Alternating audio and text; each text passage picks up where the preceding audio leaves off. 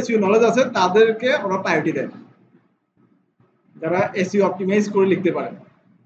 যাদের এসইও করার ইচ্ছা নাই, শুধু লেখালেখি করবেন, আপনি যদি ভালোভাবে এখানে প্রোফাইল তৈরি করতে পারেন, আপনাকে জব বিট করতে হবে না, আপনাকে মানুষজন ডেকে ডেকে কাজ দিবে।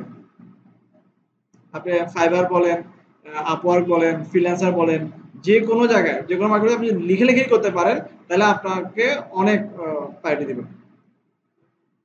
যেরকম আমি আইরাইটার ডিটেইলস দেখাচ্ছি। যেমন আইরাইটারে লগ ইন হওয়া খুবই সহজ। রেজিস্টার অপশনে গিয়ে ফিল আপটা করলে একটা ইমেল ভেরিফিকেশন যাবে, ইমেলটাতে ভেরিফাই করে নেবেন, অ্যাকাউন্ট খোলা শেষ। তারপর লগ ইন।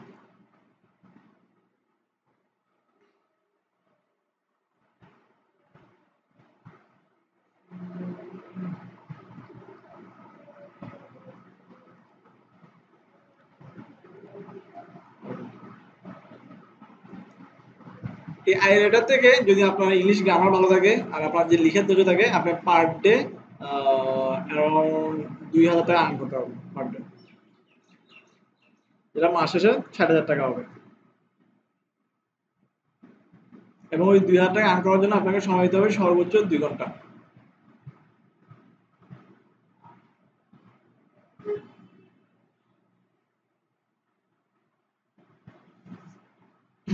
এখানে দুটো অপশন আছে। আমি লগ ইন হওয়ার পর দেখেন হারুন, এখান থেকে টাকা তোলার একটাই অপশন, সেটা হচ্ছে পেপ্যাল। পেপ্যাল ছাড়া টাকা তোলা যায় না। আপনার টেনশন করতে হবে না যে আপনার পেপ্যাল নেই।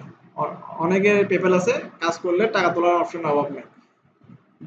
দুটো option, gate A content, write a content. Gate A content হচ্ছে বাইরা যখন আসবে, তাদের লেখানোর প্রয়োজন হবে, তখন সে এখান থেকে গেট এ কন্টেন্ট দিবে।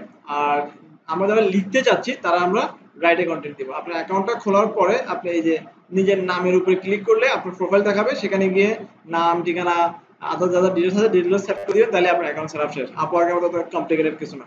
এই যে নাম টাম এগুলো যা দিচ্ছেন ওটাই ফর ক্লায়েন্ট, ফর রাইটার, ছবি টবি দিয়ে আপনি আপনার ডিটেলস শেষ করে নেবেন, এটাই একদম সিম্পল।